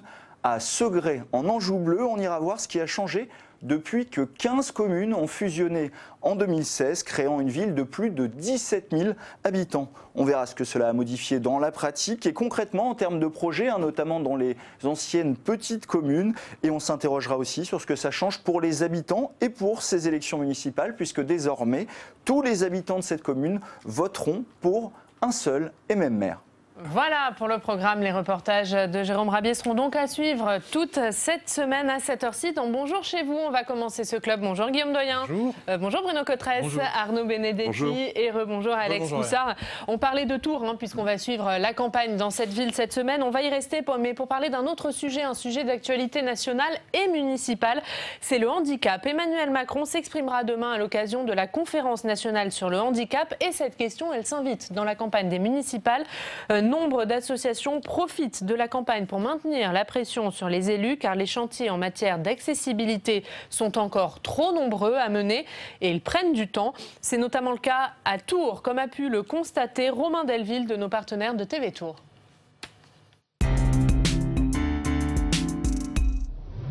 Depuis 35 ans qu'elle habite à Tours, Emmanuelle a appris à contourner les points noirs de la ville. Les pavés du quartier historique, le vieux Tours, font partie des secteurs difficiles d'accès. Cette quinquagénaire regrette aussi, par exemple, qu'aucun aménagement ne soit mis en place pour rejoindre en toute sécurité les bords de Loire. C'est un peu partout en fait, donc on ne sait pas vraiment. Faut bien connaître la ville, déjà, pour circuler. Quitte à faire des détours et tout ça, rouler en sens interdit des fois, même sur la route. Moi, je sais que je roule beaucoup sur la route parce que les trottoirs sont encombrés de poubelles ou de voitures ou de mobylettes ou de motos. Le thème du handicap s'invite dans la campagne avec l'association pour adultes et jeunes handicapés. La page propose aux candidats de signer un pacte pour une ville plus inclusive, avec des thèmes comme la citoyenneté, l'emploi, les loisirs et bien sûr l'accessibilité pour tous. Est-ce qu'il y a des feux dans Tours avec des bips pour les personnes non-voyantes? Moi, je n'en connais pas. Il y en a peut-être, ou alors je ne sais pas où ils sont. Il y a tout le reste à mettre en œuvre, des pictos, enfin, il y a toute une signalétique qu'on peut mettre en œuvre, et puis des tas d'autres dispositifs. Emmanuel le reconnaît, les problèmes d'accessibilité créent une frustration mêlée de colère. Sa solution, en fait son obligation, c'est d'emprunter quand elle le peut les voies de circulation. Voilà pour ce reportage de TV Tours. Guillaume Doyen, cette question du handicap, elle s'invite dans la campagne des municipales et c'est l'objet de votre dossier cette semaine dans la Gazette des communes. Accessibilité, il reste tant à faire. Oui, on consacre un dossier à ça. Ça fait 15 ans qu'on a voté une loi, donc c'était en 2005, en février 2005. Et 15 ans après, le bilan est quand même très, très contrasté. C'est pour ça qu'on consacre toutes nos pages à le raconter. Contrasté mais pas totalement négatif. Il y a quand même eu des avancées sérieuses. Il y a un certain nombre de collectivités, Nantes, Bordeaux, Rennes, qui ont fait des efforts réels. Mais pour le reste, on constate qu'un grand nombre d'établissements recevant du public, les fameuses ERP, ne sont toujours pas aux normes et que le parcours du combattant pour les personnes à mobilité réduite est toujours là. Vous me dites, ça va s'inviter dans la campagne? Oui, probablement, puisque on pense maintenant les choses d'une manière un peu différente quand on parle d'accessibilité et de handicap. On pense plutôt confort d'usage pour tous, si vous voulez, parce qu'il y a un moment de sa vie où nécessairement, ou probablement, on va être soi-même en état de mobilité réduite. Si on a une jambe cassée, lorsqu'on vieillit, lorsqu'on n'a qu'une poussette et des courses, etc. Donc la ville plus confortable, c'est aussi ça que l'on vise, voilà, le confort d'usage. Et cette notion-là, si vous voulez, elle est plus intéressante, elle est plus vaste, elle concerne tous les citoyens et elle permet de faire comprendre qu'une ville adaptée aux handicapés est une ville adaptée à tous en réalité. Et ce sujet du handicap, on aura l'occasion d'en parler notamment demain, puisque demain a lieu la conférence nationale du handicap avec notamment un discours d'Emmanuel Macron. On reviendra donc dessus. On va parler d'un autre sujet, c'est le débat de ce club. C'est la droite dans cette campagne des municipales. On va se pencher sur cette stratégie de la droite. L'UMP qui est sorti vainqueur du scrutin lors des dernières municipales en 2014. Les Républicains dirigent donc de nombreuses villes. Avant d'en débattre, on fait le point avec Jordan Klein. C'est une déroute pour le Parti socialiste, une vague bleue pour l'UMP. Parmi les 150 villes perdues par le parti présidentiel, Limoges est un tremblement de terre selon les mots des responsables politiques de l'époque. Ville socialiste depuis 1912, elle bascule à droite. C'est le même constat pour d'autres moyennes ou grandes villes, Reims, Saint-Étienne, Belfort, Toulouse ou encore Angers. Je veux vous dire que ce soir, ça n'est pas la victoire d'un camp sur un autre. C'est le choix des Angevins pour le changement. Et la victoire pour la droite est claire, 46% des voix contre 40,5% pour la gauche. Un score qui permet au président de l'UMP de l'époque d'envoyer un message direct à François Hollande. Je demande au président de la République de ne pas rester sourd à l'exaspération des Français. Je demande au président de la République d'entendre le message de l'opposition que nous incarnons. Je lui demande enfin de comprendre qu'on ne peut pas continuer de gouverner sans partage alors que l'on a subi un tel désaveu de la part des Français. Large victoire pour les uns, manque d'engouement dans le scrutin pour les autres. Avec 36%, le taux d'abstention est record. L'appel à la mobilisation lancé par le gouvernement n'a pas été entendu. C'est une défaite pour le gouvernement et pour la majorité. Le niveau d'abstention record au premier comme au second tour est marqué par la désaffection d'une part significative de celles et ceux qui nous ont fait confiance en mai et juin 2012. 6 ans plus tard, l'enjeu pour les Républicains, conserver ces villes gagnées en 2014 et tenter, pourquoi pas, d'en remporter de nouvelles. Voilà, on a vu ce point sur la campagne en 2014. L'UMP, à l'époque, LR, maintenant, était donc sorti vainqueur. Est-ce que du coup, ce sont eux qui ont le plus à perdre pour ces municipales ? Écoutez, pour eux, de toute façon, l'objectif, c'est de se relancer après un désastre aux dernières élections européennes. Alors, ils ont quand même quelques atouts pour réussir à se relancer. Premier atout, c'est qu'ils ont une implantation territoriale qui est réelle et dans un contexte de défiance à l'égard du pouvoir, ils peuvent bénéficier, parce qu'ils ont des sortants, d'une forme de vote utile en leur faveur pour leur sortants. Ça, c'est, je crois, un point important.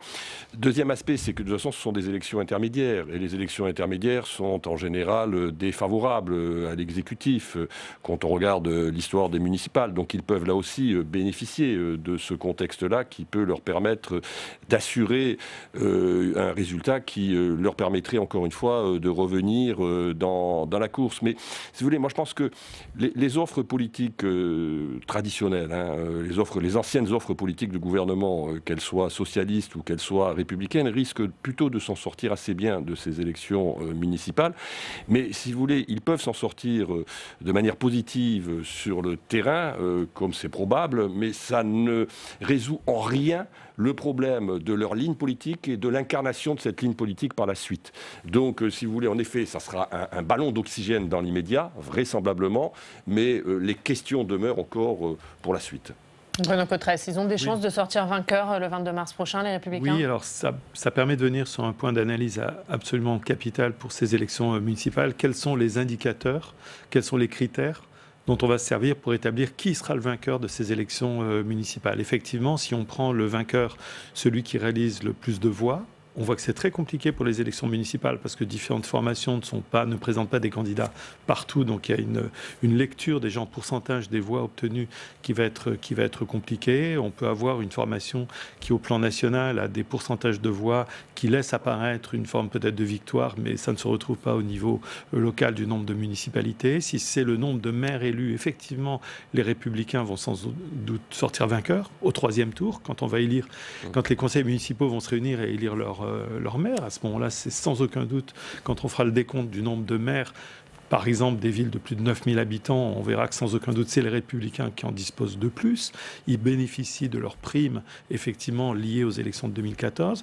Par contre, si on prenait un autre critère qui est la balance entre le nombre de villes gagnées et le nombre de villes perdues, ça va peut-être donner encore autre chose. Tout ça pour dire que pour les Républicains, il y a à la fois beaucoup à gagner, beaucoup à perdre, mais je pense plutôt beaucoup à gagner. C'est effectivement de se rappeler au bon souvenir de tout le monde que l'ancrage local, que l'implantation, ça existe et que c'est un solide atout pour les Républicains. C'est ça que ça va traduire, ces municipales, c'est cet ancrage local. On a vu Christian Jacob prendre la tête du parti, c'est un élu de terrain. Il a ramené François Baroin, le président de l'Association des maires de France, dans la direction du parti. Est-ce que ça va jouer pour les municipales? C'est leur angle d'attaque depuis les Gilets jaunes. Pratiquement, ils se présentent très fortement comme le parti local. Puis il faut rajouter que la sphère municipale, la sphère communale, c'est relativement autonomisé par rapport au pouvoir central. Quel est le point commun entre la diversité des élus, des maires républicains? En réalité, ils vont faire campagne, parfois même sans dévoiler leur étiquette ou sans la mettre en avant, parfois en étant soutenus par la République en marche, d'autres fois non. Mais ça va se jouer sur des noms, sur des bilans, sur des projets. Mais je ne crois pas que les Français vont spécialement lier ce vote au vote qu'ils exprimeraient d'une manière nationale. Alors, il y a quelque chose, il y a quelques mois en tout cas, on s'attendait à ce que beaucoup de maires élus sous l'étiquette UMP, républicains, passent sous la bannière La République en marche. Édouard Philippe, il travaillait d'ailleurs à convaincre ces maires de droite de rallier la majorité présidentielle et finalement ça n'a pas marché. Est-ce que la situation est moins pire que prévu de ce côté-là pour les Républicains? Alors l'hémorragie est manifestement stoppée en l'occurrence parce que tout simplement la conjoncture nationale fait que pour un maire qui serait tenté de rejoindre la République en marche, il voit bien que le contexte politique n'est pas très favorable. Mais enfin, encore une fois, moi je pense que ces élections vont quand même s'opérer sous une forme de très grande dépolitisation au niveau national, quels que soient d'ailleurs les candidats et quelles que soient leurs origines idéologiques. On voit bien que les maires sortants, quels qu'ils soient, vont faire d'abord campagne sur leur bilan. Ce qui est d'ailleurs n'est pas fondamentalement nouveau dans l'histoire des municipales. Il y a dans toute élection municipale une forme de dépolitisation. Alors elle est peut-être un peu plus accélérée aujourd'hui qu'elle ne l'était par le passé, mais c'est une réalité. Mais au résultat, au trébuchet, qu'est-ce qu'on va faire au soir du second tour des élections municipales? On va quand même comptabiliser et on verra qui parmi ces maires, en tout cas, relève d'une étiquette politique ou d'une autre, et il y aura bien évidemment un commentaire national qui s'imposera.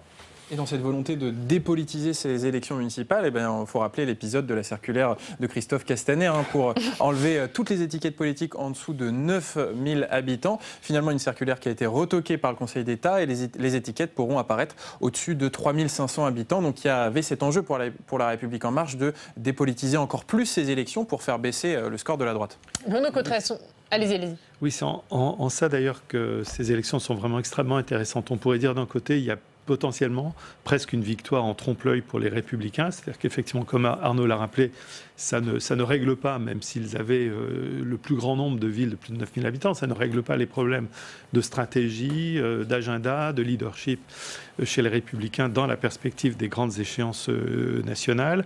Mais aussi, ça peut être potentiellement en trompe-l'œil pour la République En Marche, parce que si la République En Marche arrivait à accrocher, on va dire, une ou deux grandes villes, un peu symboles, ça pourrait donner le sentiment qu'il y a peut-être une dynamique municipale. Mais en fait, cette dynamique municipale, on voit bien qu'elle est faible, qu'elle n'est pas forcément très forte au niveau le plus local. Et puis pour les Républicains, s'ils arrivent à maintenir un grand nombre de villes de plus de 9000 habitants, ça sera quand même, sans régler leurs problèmes nationaux, ça sera quand même un signe extrêmement encourageant pour l'appareil du parti dans sa tentative de reconquête.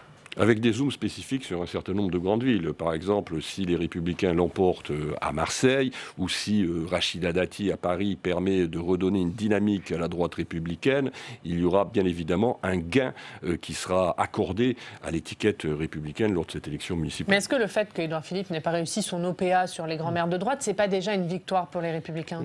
Oui, bien sûr. Il faut se rappeler du contexte, effectivement, post-2017, avec le sentiment qu'avec la nomination d'Édouard Philippe, de Bruno Le Maire, de Gérald Darmanin, Emmanuel Macron avait réussi totalement une sorte d'OPA totale, de vider totalement, on va dire, les caisses en termes de personnalité à disposition des Républicains. Donc c'est vrai qu'on n'est plus du tout dans ce contexte-là. Pour les Républicains, il y a à travers ces élections municipales déjà la perspective des deux échéances majeures, les régionales et la présidentielle. Donc c'est de cette manière-là qu'il va falloir lire et peut-être voir comment vous lisez le fait qu'Édouard Philippe n'ait pas réussi? Est-ce que c'est parce que la République En Marche n'est pas crédible sur le plan local, ou est-ce que c'est parce que les Républicains ont retrouvé des couleurs finalement? Je pense que les élus locaux, les maires républicains, ils n'ont pas voulu brûler tous leurs vaisseaux. C'est-à-dire on peut pas, quand on est un grand élu local, les Républicains, on ne peut pas non plus couper les ponts avec son organisation politique sans prendre des risques qui sont assez importants. Ceux d'entre eux qui l'ont fait, ce sont des maires qui sont très implantés, souvent qui étaient plus des maires au centre de la famille politique des Républicains, en alliance avec le MoDem, avec l'UDI. Donc c'est prendre un risque très important de couper les ponts avec son parti. Oui, et puis ajoutons une chose, c'est que ces maires de grandes collectivités ne peuvent plus être parlementaires maintenant. Donc ils peuvent très bien faire carrière parfaitement localement avec une étiquette politique qui existe, mais au fond qui n'exhibe plus spécialement. Ils n'ont plus besoin d'aller chercher une investiture pour les législatives ou pour les sénatoriales, investiture qui est particulièrement utile au niveau national, mais au niveau local, elle est beaucoup moins. Donc ça participe du phénomène qu'on a appelé dépolitisation, faute de trouver mieux pour l'instant. Oui, c'est vrai que la marque politique, si vous voulez, a moins de prégnance que par le passé. Alors ça a toujours existé, les grands notables qui s'autonomisent d'une marque politique, c'est quand même là aussi une tradition politique qui n'est pas fondamentalement nouvelle. Mais on voit bien que ça s'accélère et que ce qui s'est passé en 2017 avec la victoire quand même surprise de la République En Marche a vraisemblablement renforcé, disons, cette disposition d'un certain nombre de grands élus à prendre leur distance avec les formations politiques. On l'a vu, Xavier Bertrand est sorti des Républicains, même si aujourd'hui il semble s'en rapprocher, Valérie Pécresse également au niveau des régions, et c'est vrai au niveau également d'un certain nombre de villes. On a parlé de la République En Marche, qui tente de phagocyter à l'électorat des Républicains, et puis de l'autre côté il y a le Rassemblement National. Marine Le Pen drague ouvertement ses électeurs de droite. Est-ce que ça peut être un danger pour les municipales ou pas du tout ? En tout cas, ça peut être un danger pour les Républicains de voir revenir sur le devant de la scène du débat public, l'éternelle question de l'alliance, pas d'alliance, etc. Le Rassemblement national a adopté une stratégie qui est quand même très concentrée dans les départements dans lesquels il est très fort. Donc là aussi, il y aurait une lecture un peu compliquée des résultats du Rassemblement national liés à cette présence très différentielle sur le territoire. Et donc je ne pense pas que là, dans cette élection, ça soit le prisme d'interprétation principal qu'on va avoir. Il n'y a pas de signe du côté des élus républicains, en tout cas pour le moment, de tentative d'aspirer ou en tout cas de faire alliance avec le Rassemblement national. Évidemment, il y aura une tentative d'aspirer les électeurs qui se sont exprimés au premier tour. Et l'un des enjeux pour les républicains, ça sera quand même bien sûr le score du Rassemblement national. Lui permet-il ou pas de se maintenir dans des triangulaires, voire de passer en tête dans certaines municipalités? Non, mais plus généralement, je pense qu'à l'occasion de ces élections municipales, il y a deux formations politiques qui, elles, vont concourir sous leurs propres couleurs et les brandir. C'est d'un côté les Verts et de l'autre côté le Rassemblement national, parce qu'ils voient bien l'un comme l'autre qu'il s'agit d'affirmer une identité politique forte dans un contexte qui leur est de toute manière assez favorable pour des raisons différentes pour l'un et l'autre d'ailleurs. Oui, là où le Rassemblement national s'est jeté dans la bataille corps-âme, il n'a pas spécialement intérêt à exhiber un tandem avec les Républicains, ce qui serait une manière de dissoudre sa victoire, si victoire il y a. Comme tu dis, en effet, les Verts et le RN veulent être vainqueurs tout seuls dans bien des endroits. Arnaud, vous parliez des villes tout à l'heure. Évidemment, ce sont les villes qu'on va regarder au soir du 22 mars. Est-ce que le plus grand risque pour les Républicains, c'est de perdre Marseille ? Ah oui, là en l'occurrence, ça serait un échec. Mais bon, pour l'instant, en tout cas, les derniers sondages montrent que le socle de droite résiste assez bien, même si c'est une droite qui est encore divisée. Donc il est évident que la défaite à Marseille constituerait un échec pour les Républicains. Mais ça ne semble pas, en tout cas pour l'instant, la perspective la plus probable. Un mot là-dessus, Bruno Cotresse. Oui, c'est clair qu'il y a un symbole qui est très très très important. Non seulement c'est l'une des plus grandes villes françaises, mais c'est vrai que c'est une terre que la droite a conquis de très haute lutte. Et donc il y a pour les Républicains un enjeu, je crois, très très très très important, qui est à la fois politique, symbolique, parce que n'oublions jamais, il y a toujours à travers les élections municipales d'autres. C'est du billard plusieurs bandes, les élections municipales. Ça nous parle aussi des sénatoriales, ça nous parle aussi des régionales. Donc pour les Républicains, des enjeux tout à fait essentiels. Allez, on va continuer à parler des municipales. Et comme tous les jours, on va se rendre dans une rédaction locale. Aujourd'hui, on va aller à Rouen, retrouver nos partenaires de Paris-Normandie. Bonjour Stéphane Ciré. Vous êtes le rédacteur en chef adjoint de Paris-Normandie. Et dans votre dossier du jour, vous nous parlez des conjoints et des conjointes de maires. Oui, absolument. On s'est intéressé à ces travailleurs, on va dire, de l'ombre, que sont les conjoints et les conjointes des maires. Il nous a paru intéressant de leur donner la parole et puis d'aller voir un peu ce qu'ils font, eux, au quotidien auprès des élus. Alors, c'est souvent intéressant parce qu'ils ont un rôle, évidemment, dans l'ombre. Ils ont un rôle très important, c'est ce que nous racontent les maires, les femmes maires notamment, qui nous disent que leur mari, il est là pour les écouter, parfois les conseiller, mais on voit bien quand même qu'il y a une frontière entre la vie publique et la vie privée. Et il est également amusant de voir les maires, enfin les conjoints de maires, pardon, qui nous expliquent que finalement, leur rôle, ça consiste surtout à un rôle de logistique. Un des maires, je crois que c'est le mari de la maire d'Étretat, nous explique que moi, je suis devenu un spécialiste de l'œuf dur, une manière de dire que lui s'occupe effectivement de la cuisine, qu'il a dû apprendre à gérer son emploi du temps en fonction des obligations de son épouse qui est maire de cette station balnéaire. Voilà, et c'est une double page à lire dans l'édition du jour de Paris-Normandie avec ce joli titre, ces couples qui ont aussi épousé Marianne. Stéphane, on va faire un petit point sur la campagne municipale. Campagne municipale au Havre où Édouard Philippe a passé son week-end en campagne en attendant de présenter sa liste. Oui, bien sûr. Le Premier ministre, comme il s'y était engagé fin janvier lorsqu'il avait annoncé sa candidature dans nos colonnes, mène campagne désormais chaque week-end au Havre. On l'a vu donc arriver vendredi matin. Il a effectué plusieurs déambulations dans les rues, dans les quartiers un peu chauds de la ville, avec son équipe de campagne. Une campagne à laquelle visiblement il prend beaucoup de plaisir. Édouard Philippe est quelqu'un qui aime le terrain, qui aime faire campagne. On l'a vu encore ce week-end lorsqu'il arpente donc les rues d'un quartier un peu difficile du Havre qu'on surnomme Chicago pour des raisons notamment de sécurité. Et puis on l'a vu aussi pendant le week-end animer des réunions d'appartements avec sa garde rapprochée. Donc on voit que le Premier ministre prend plaisir à faire cette campagne et effectivement il devrait dévoiler sa liste en fin de semaine prochaine. Fin de semaine prochaine, merci. Oui. Merci beaucoup Stéphane, on aura bien sûr l'occasion d'en reparler avec vous. On va voir la une du jour de Paris-Normandie, le train de l'espoir. Omnéo, les usagers découvrent Omnéo. Merci beaucoup Stéphane d'avoir été avec nous puisqu'on parlait de la candidature du Premier ministre au Havre. Et bien justement Alex, toutes les semaines vous regardez pour nous la politique dans le rétro et on va parler de ces ministres candidats. Vous êtes plongé dans les archives de 2014, des dernières municipales.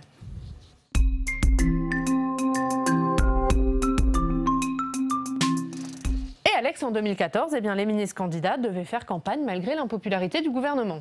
Et oui, car cela faisait 2 ans que François Hollande était au pouvoir. La popularité du gouvernement de Jean-Marc Ayrault n'était pas au plus haut. Et en 2014, il y avait quand même 16 ministres candidats aux élections municipales, et notamment la ministre des Sports, Valérie Fournéron, qui est 2e sur la liste PS à Rouen. Et vous allez le voir, dans cette élection, elle veut faire abstraction de la politique nationale. Écoutez-la.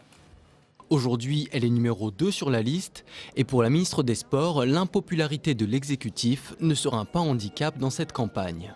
Je crois qu'aujourd'hui, c'est avant tout un scrutin municipal, un scrutin de proximité, un scrutin qui est finalement au service du quotidien des habitants de chacun des territoires et ici de la ville de Rouen. Et voilà, avant tout, un scrutin de proximité. Alors, une ficelle de communication qui a bien fonctionné puisque les socialistes ont conservé la ville de Rouen.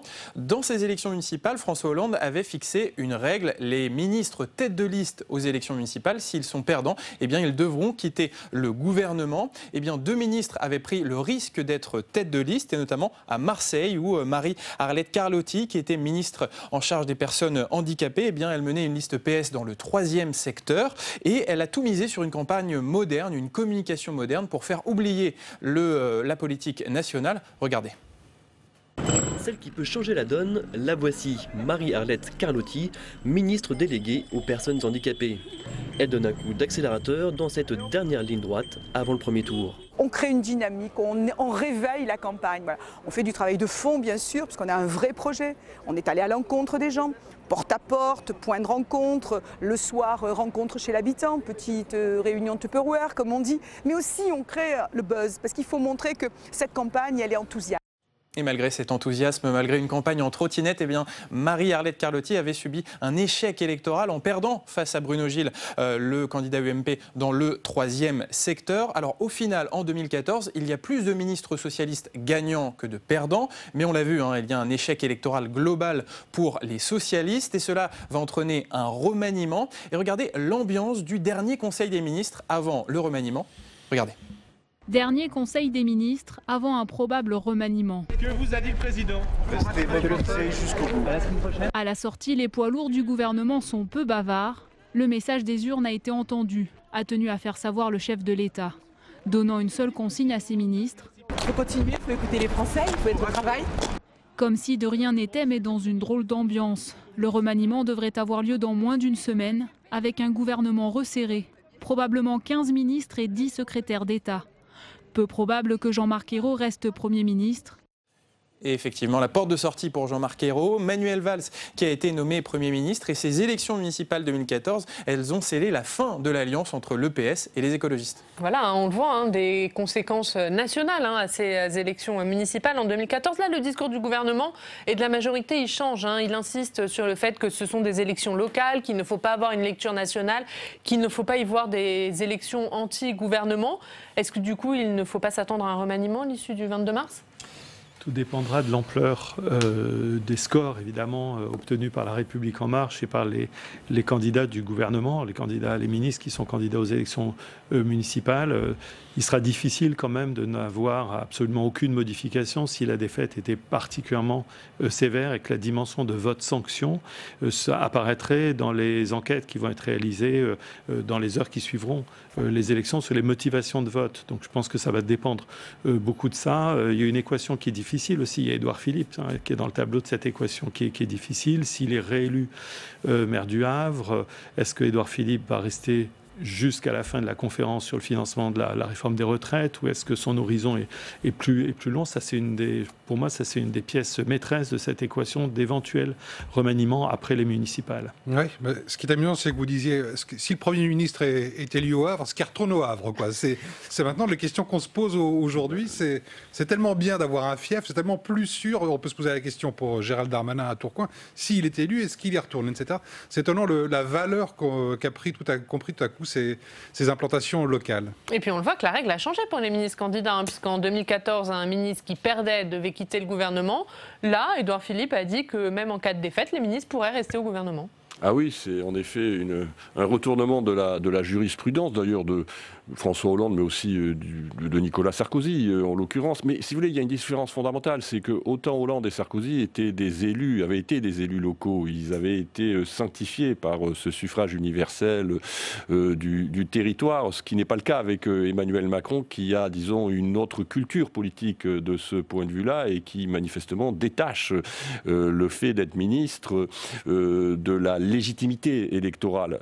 Qu'a rappelé d'ailleurs, lui, de son côté, Édouard Philippe, lorsqu'il a fait sa déclaration de candidature au Havre. Là, donc là, il y a un petit hiatus entre quand même le Premier ministre et le Président de la République. Mais ceci dit, qu'on le veuille ou non, de toute façon, un ministre, il est investi d'un capital politique. Il est investi, et il s'investit d'un capital politique lorsqu'il se lance dans une élection de ce type. Donc on en tirera des conclusions, qu'on le veuille ou non, quelle que soit ensuite la décision qui sera prise de maintenir ou non un ministre qui sera battu à cette élection. Un dernier mot, Bruno. C'est vrai que Édouard Philippe avait rappelé, lui, qu'il avait envie de se ressourcer dans le suffrage universel.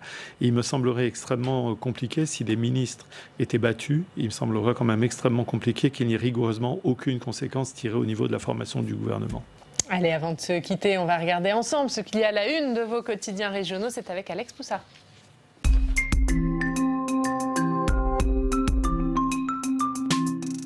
Et Alex, on commence avec La Voix du Nord. La Voix du Nord qui fait sa une sur la tempête Chiara qui frappe le nord de la France depuis la journée d'hier, avec des milliers de foyers privés d'électricité, des vols annulés, des trains régionaux supprimés et des centaines de membres de services de secours qui ont dû intervenir.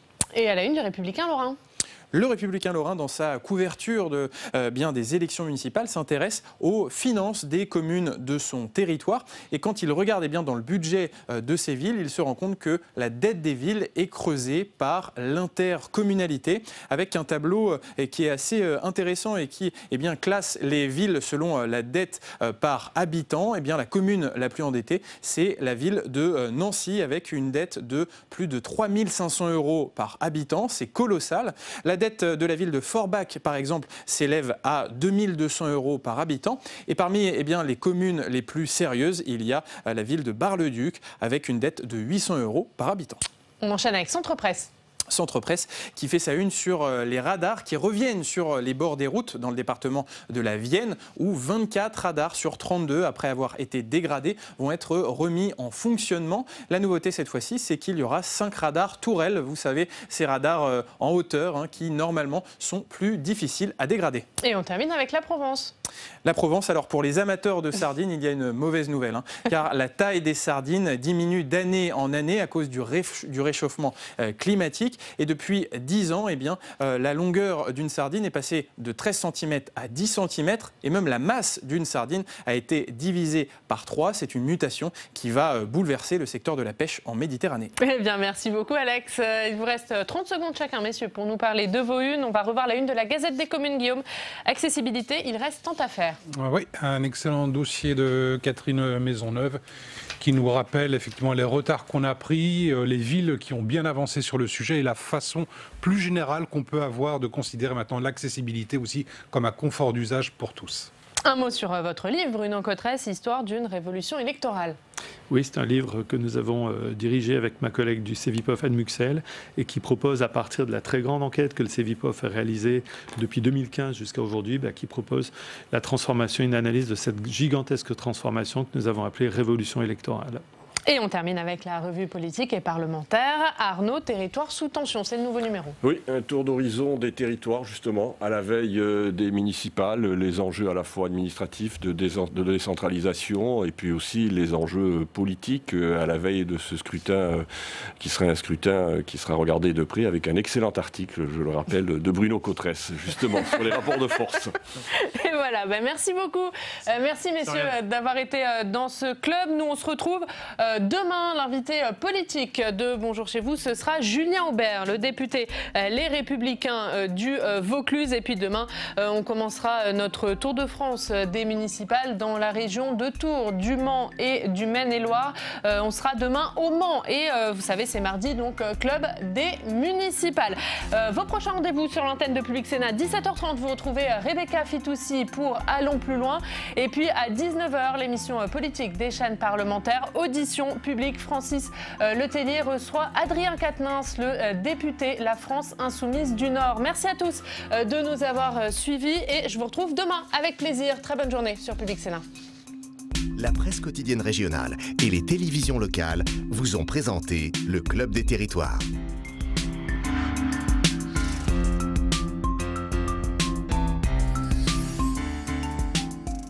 La Mutuelle nationale territoriale, la mutuelle des agents des services publics locaux, vous a présenté le Club des territoires.